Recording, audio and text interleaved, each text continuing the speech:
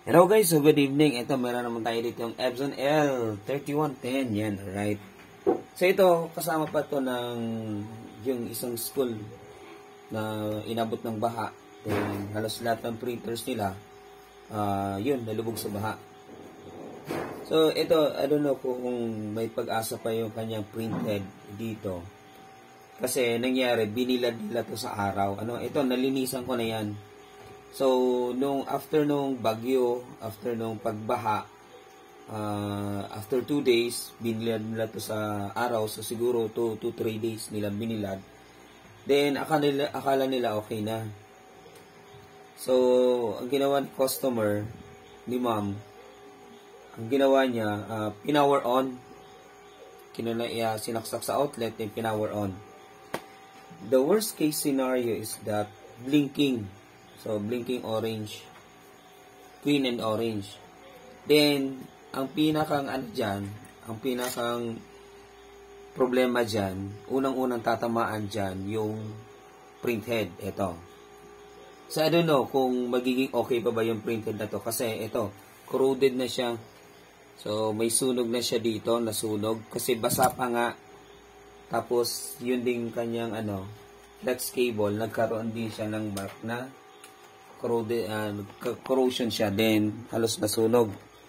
Ayan, so kung manonotice natin, halos iba na yung kulay niya. Ayan, then yung head din, printhead, ito din. Ayan, so kita naman, diba? Ayan, ayan. Now, I don't know kung maayos pa natin to. I don't know kung maging okay pa. So, try muna natin. Kasi, kung wala nang ibang solution, then that's the time na palit board na lang tayo.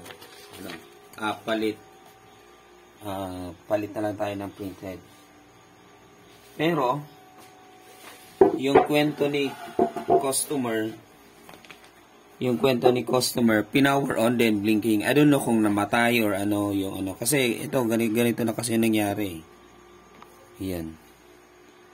Pwede naman natin i-check yung board kung namatay ba yung board or hindi. Pero unahin muna natin itong printhead. Ayan, corroded, as in sunog. Ayan. Ayun. Ayan, di ba?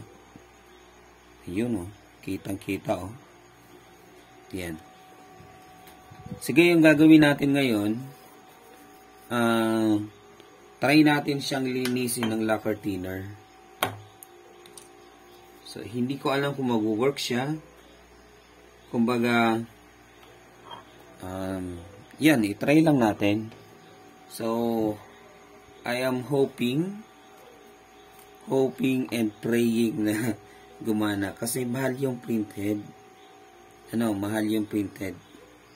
So, yung original niyan, inaabot ng 7,000, 6,500. So, yung kinukunan natin, kapag mga ganito, 4,700 yung printhead. So, mahal kasi yung printhead.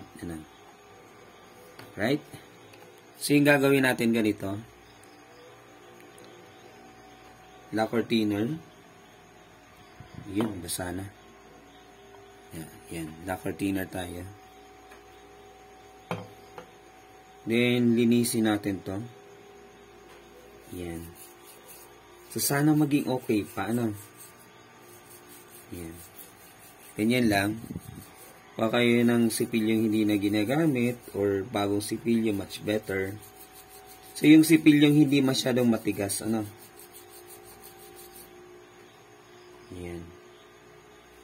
So, yung sipilyong hindi masyadong matigas kaya ng ulo ng customer natin. Sabi na kasi hindi i-power on. Sabi na hindi, ayan, So, yun lang. Sana gumana pa. Ito yung part na unahin natin. May mga previous video ako na bawal tumabasa. Na-encounter ko yun sa Epson L120. Napakaselan talaga ng printhead ng Epson L120. So, yan. Pag nilinisan mo yan, nabasa mo yan, or So, napakaselan talaga.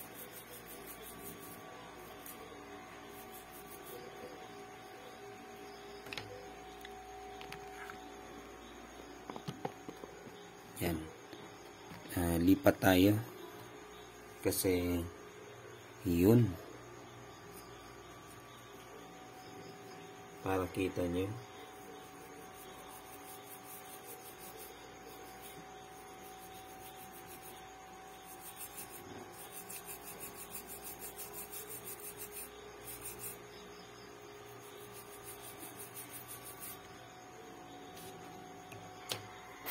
Alright.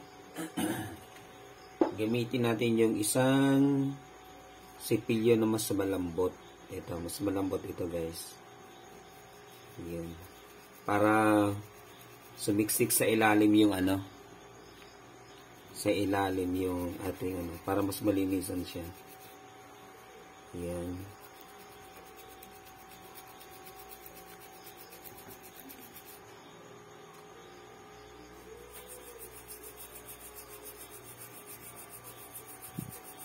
Try lang to ha, hindi naman natin sinasabing maayos natin to. I-try lang natin. May board kasi yan mismo board yan sa ilalim. So yan yung nasisira dyan. I don't know, ngayon, dito natin makikita yung durability ng ano, ng printhead na to. Yan.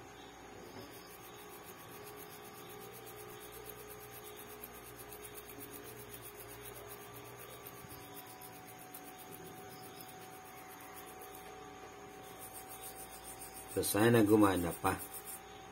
Pag hindi na gumana, sorry.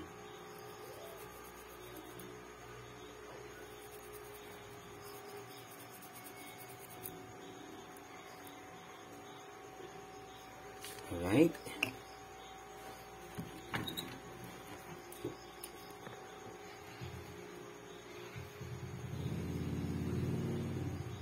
So, titingnan ko lang sa microscope kung nalinisan na ba siya.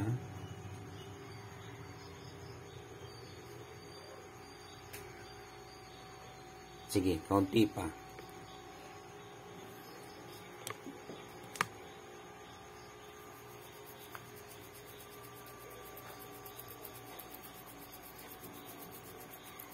Alright.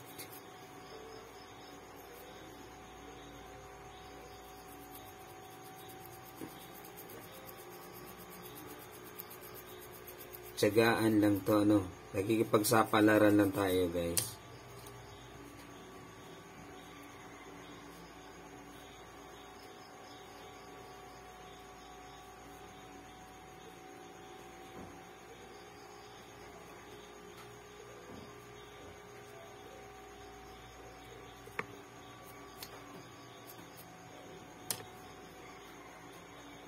Okay.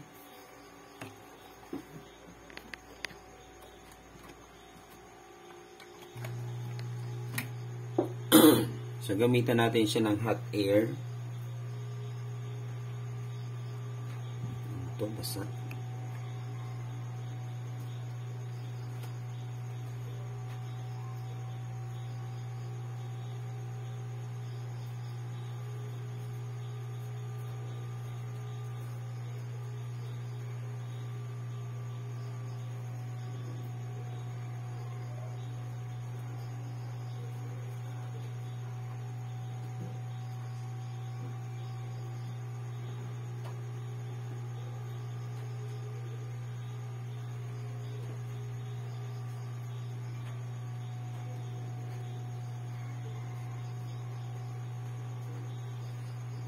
Right, i-hot air natin guys. Yun. So yung heat natin 4. Then yung air natin, i-4 natin yung air. Heat is 4.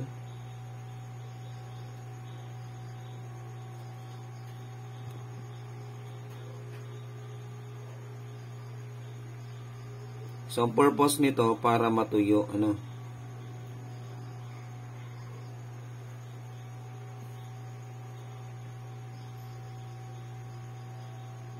Advice ko lang ha, kapag nalubog sa baha or nabasa yung printer, especially yung printhead, napasama yung printed or mismong printed yung nabulubog sa tubig or nabasa ng ink, wag nyo nang i-power on.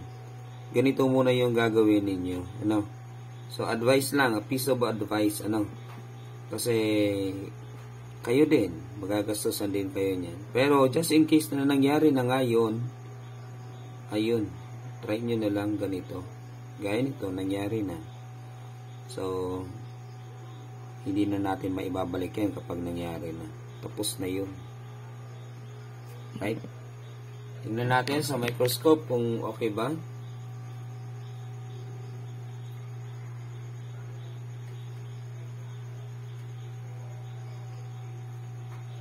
Ayun, nalinisan naman natin siya, guys. Malinis na siya, pero patuyo-tuyuin pa natin. Para siguradong tuyo talaga. Ano? Yun. So, dapat matanggal mo yung corrosion niya, yung mga puti-puti, yung nasunog. Then, yung nagdikit-dikit. So, dapat matanggal mo yun lahat. Ano? Right? So, I think that's it. That's it.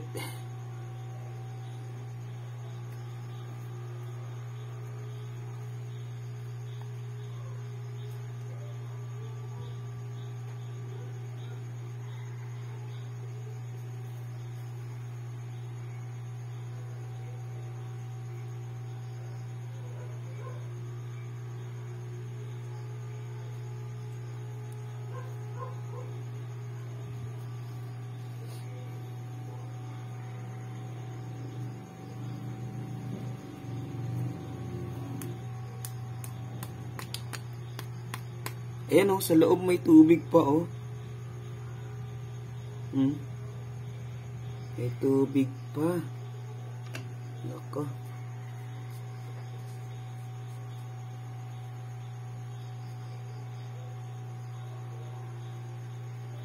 Sige, try natin ulit ha. Yan.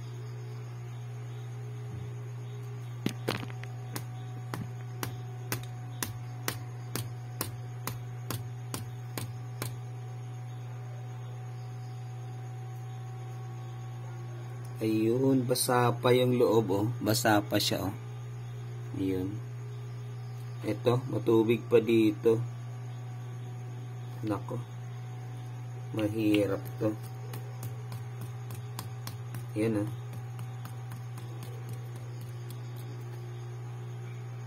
Dapat silyado to, eh. Dapat hindi papasok doon yung tubig. Ayan, oh. Ayan, oh. Basang-basa pa, oh. Ayan.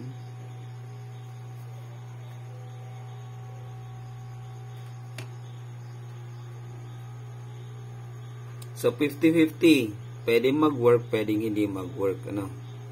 50-50. So, in this case, 50-50 yung labanan nito. Hindi ko pa masabi.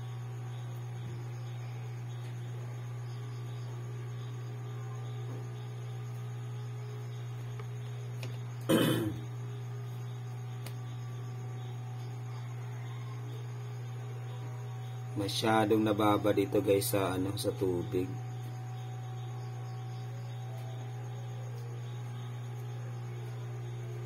Okay, try natin ulit. Takpan natin 'to. Okay.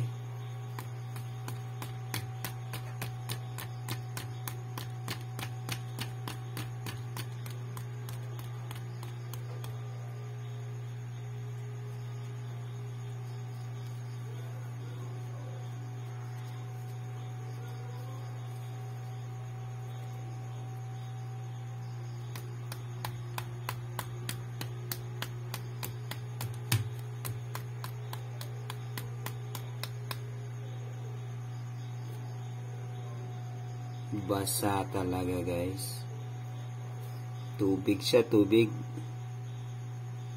So, pinasok na siya ng tubig sa loob. Siyempre, yung tubig, basta may, makakapasok yan dyan.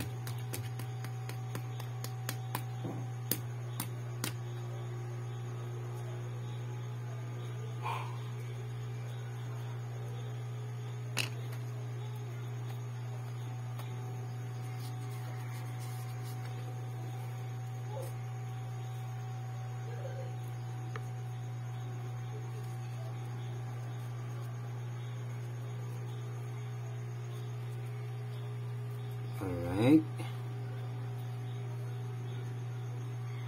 Tingnan ko nga. Ayun, sa loob talaga.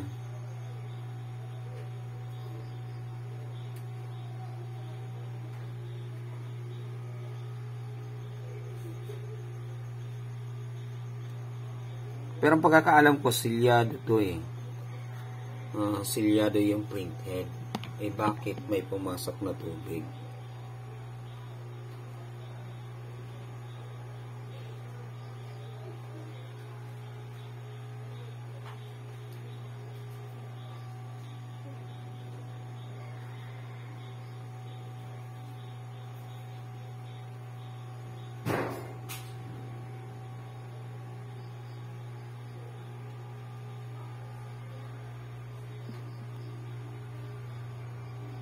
Kita pa ba?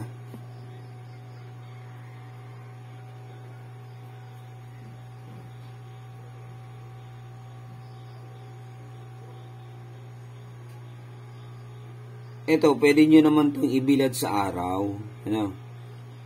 Pwede naman itong ibilad sa araw. Pero dapat i-flush nyo muna siya ng tubig.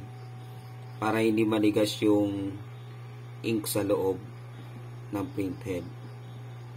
So, flush nyo muna ng tubig. Then, bilad nyo sa araw. Para matuyo talaga. Kahit pa 1 week mo yan ibilad.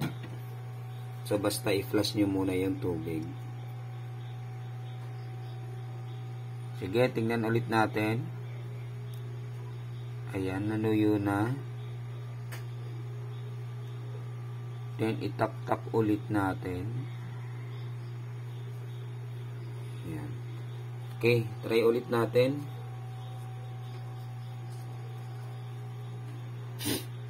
Try ulit natin, ganito. Tak-tak ulit natin.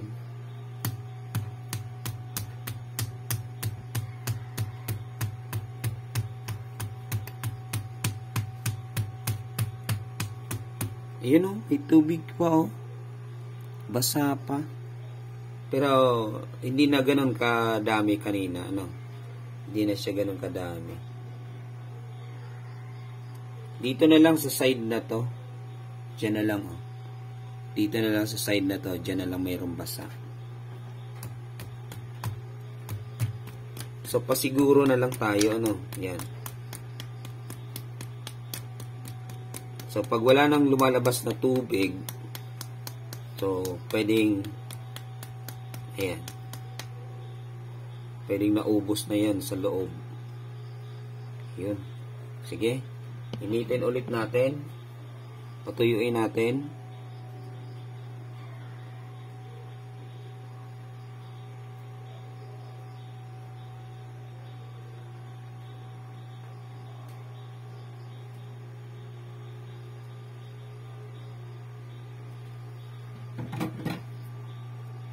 Ayan. Tingnan ulit sa microscope.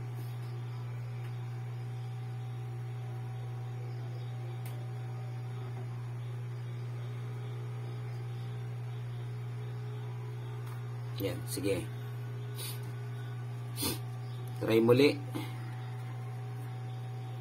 Tak-tak.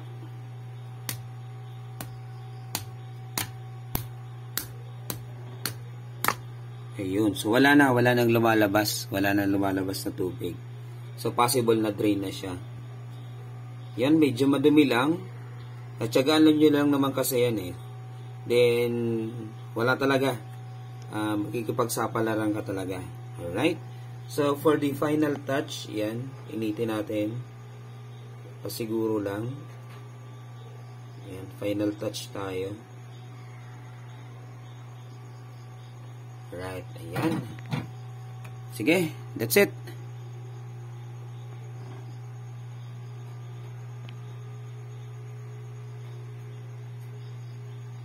Aha. So, let's go here. Parang ang dilim ah. Yun ang dilim ah. So, dito na tayo. Makipagsapalaran na tayo.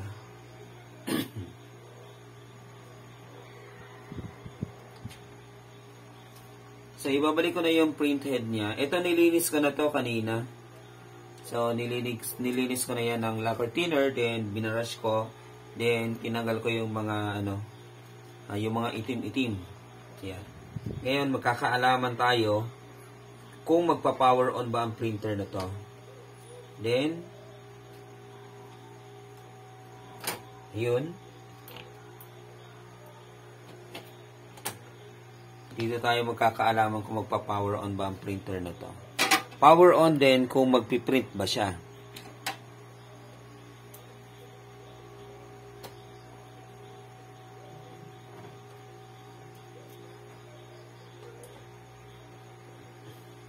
Okay, ganito yun guys. For example, ito nga nalubog sa tubig, then medyo basa pa. Yung nga pinower on nga nila. Actually, yung printhead ng mga ganitong Epson 3110, 3210, hindi siya nagiging cause para mamatay agad yung board. Compare sa Epson L120, napakaselan nun.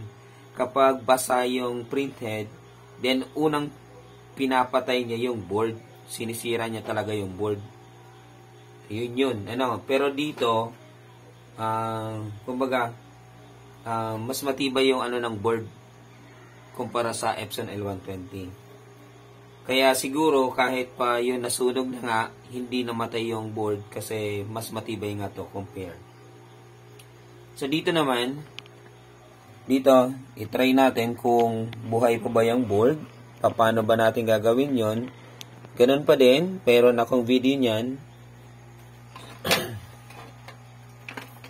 So, kuha lang kayo ng tester. I-set nyo lang siya sa continuity. Ayan, continuity mode or buzzer. Alright, ano ba? Uy. Nako naman. Ayan. Problema na yung ko. Sige, try nga natin. Alright. Sige. Dito na tayo. Diyan lang natin yan. So, yung power transistor natin, dalawa, 1 and 2. I-test lang natin yan. Yung tatlong paa niya.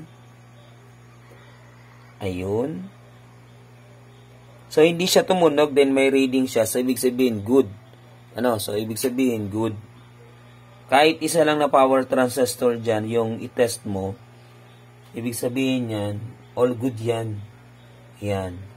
So, walang problema yung board, working yung board. So, hindi natin alam yung power supply.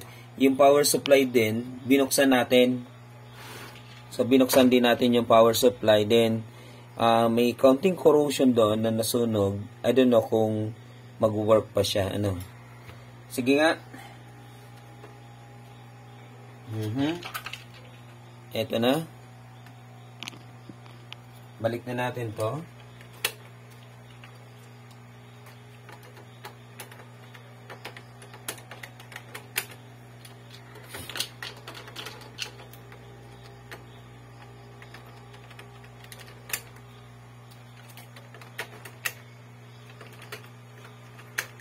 Dito na tayo magkakaalaman kung mag-work ba ito. So, hindi ko muna tinest yung printhead. Kasi, may ginawa akong video niyan kung paano i-test kung working pa ba or hindi. Matagal ko na din ginawa yon, medyo limot ko na din. Yan.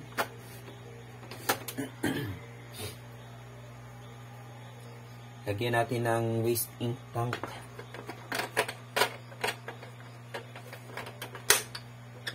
Alright.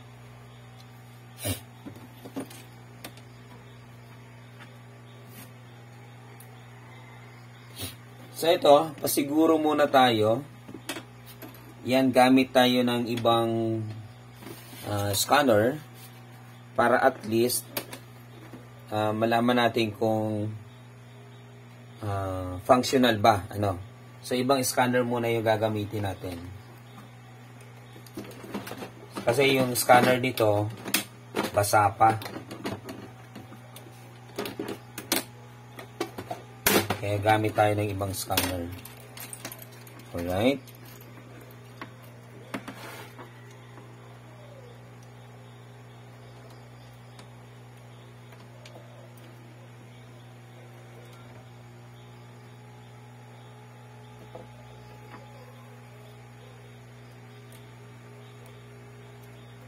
Aha. Yan, ready na ba? Ready na? Sige nga.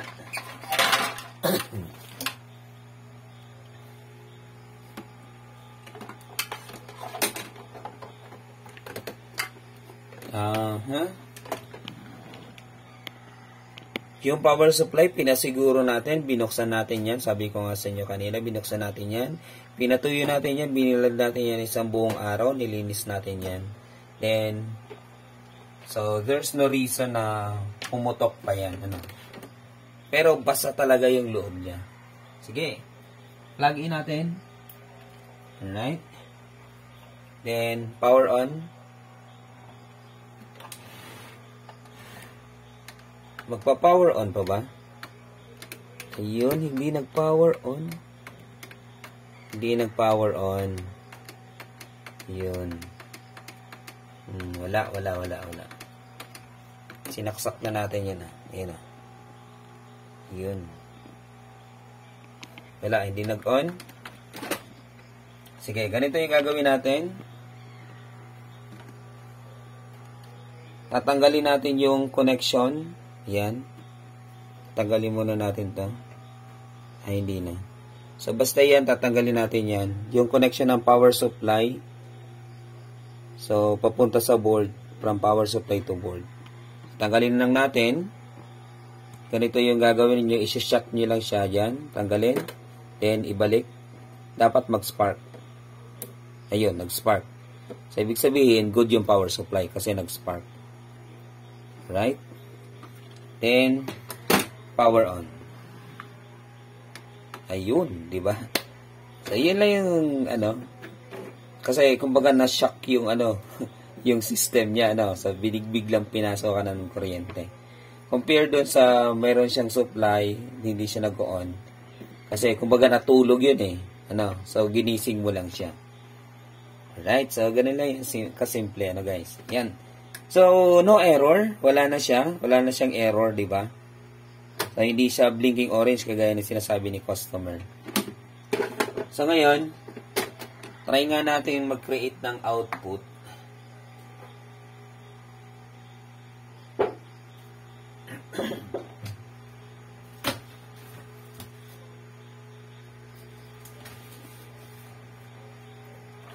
So, yun na nga, dito nga tayo magkakaalaman kung mag-work ba siya or hindi siya mag-work.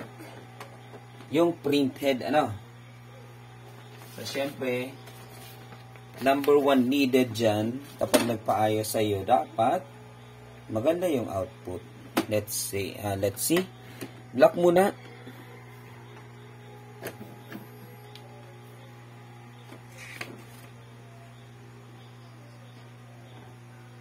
Uy, namatay guys, Namatay yung board. Ayun, namatay. Aha. Okay. Namatay.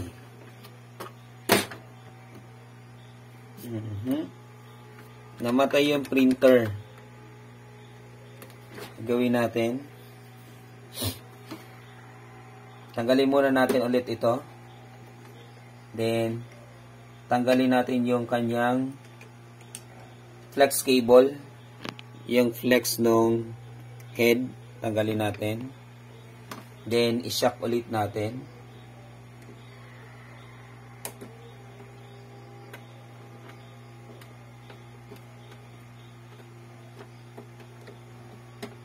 Wala na. Parang nasira yung board, guys. Wala nang spark, Wala na siyang spark. Nako. Wala. Yun, sinira na sinira na ng printhead yung board.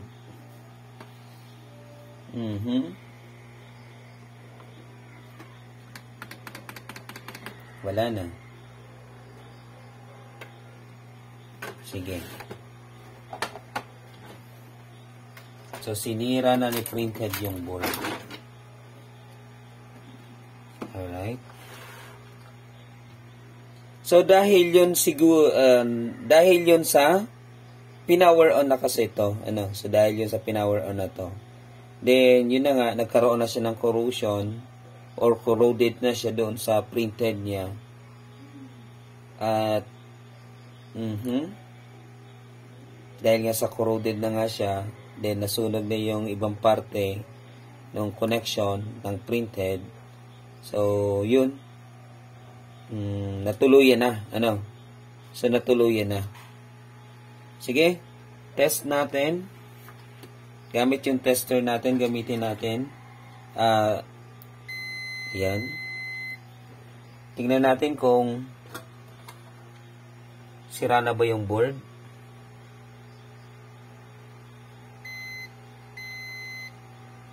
Ayun. Wala. Nasira yung board, guys.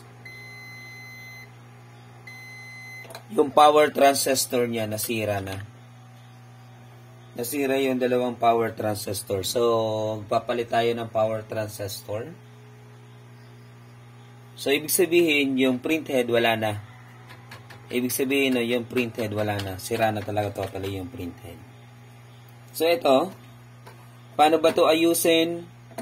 So, meron akong video nito sa Epson L120. Then, meron na din ako sa 3110 kung paano ba ito ayusin, palitan ng power transistor.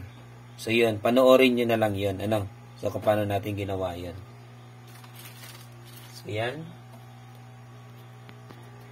So, yan guys. So, no worries naman kasi meron naman tayong mga pamalit na power transistor. Alright. So, C6144, then A2222. So, yun. So, yun yung pangalan ng power transistor na ipapalit natin. So, panoorin nyo na lang yung next video natin. Or yung video kung paano natin i-repair. Yan. So, thank you so much. So, sabi ko nga, nakipagsapalaran lang tayo kung okay pa ba yung printhead or hindi na. So, yan. Nakipagsapalaran lang tayo. Ganun talaga, whether you like it or not. So, nangyayari yung bagay na yan. Yan, sana may natutunan tayo sa video na to. So, yung unang natutunan ko dito, kahit pa matagal ako nag-ayos, so, dapat talaga pa siguro, test muna yung printhead, kung working pa ba siya or hindi na, para hindi mabatay yung board. Kahit pa meron tayong pumalit, so, ganun pa din, sayang pa din, kasi nagpalit tayo. Ayan. Lesson learned. So, test muna yung printhead bago i-power on. Alright, so thank you so much and good evening.